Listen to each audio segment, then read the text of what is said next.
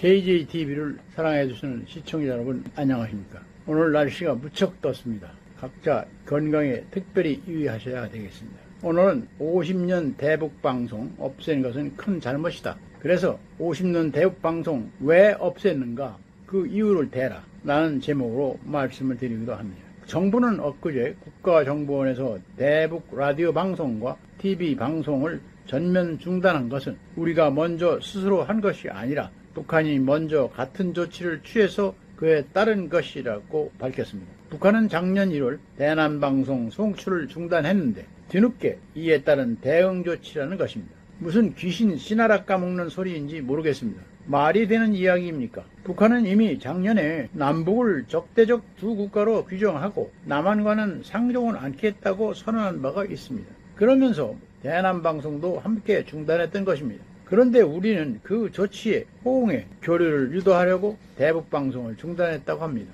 이게 말인가 소인가? 앞뒤가 전혀 맞지 않는 것이 아닙니까? 왜들 그럽니까?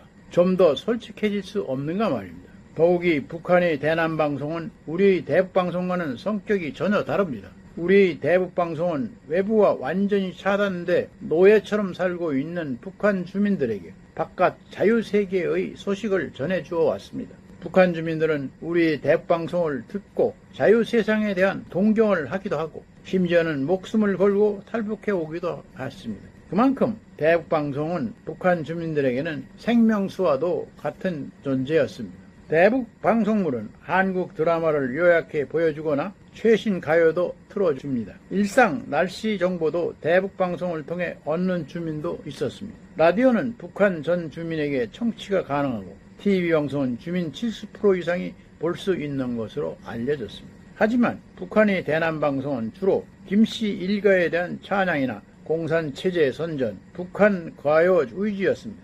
그리고 나머지는 한국의 정치, 사회를 비난하는 내용들이었습니다. 유일하게 남은 실질 기능은 남파 간첩에게 보내는 난수 방송이었습니다. 이런 차이를 알면서도 이재명 정부의 관계 당국자들은 북한과의 긴장을 완화하기 위한 조치라면서 50년간이나 해온 대북방송을 하루아침에 끊어버렸습니다. 우리가 대북방송을 끊자 북한은 방해 전파 송출을 중단한 것을 두고 큰 성과라고 자평했다니 지나가던 소가 웃을 일입니다. 북한의 방해 전파는 우리 대북방송을 북한 주민들이 듣지 못하도록 하기 위한 조치인 것으로 우리가 방송을 하지 않으니 당연히 중단한 것입니다.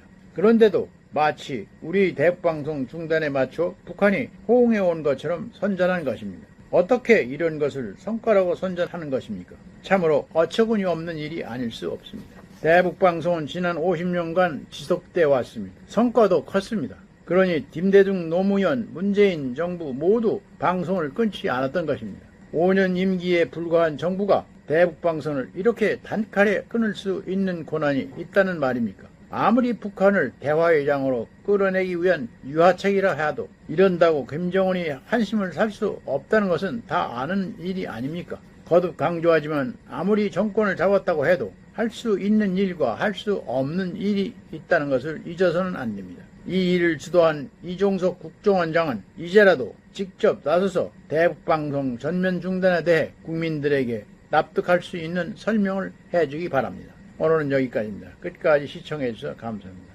좋아요와 구독을 눌러주시기 바랍니다. 감사합니다.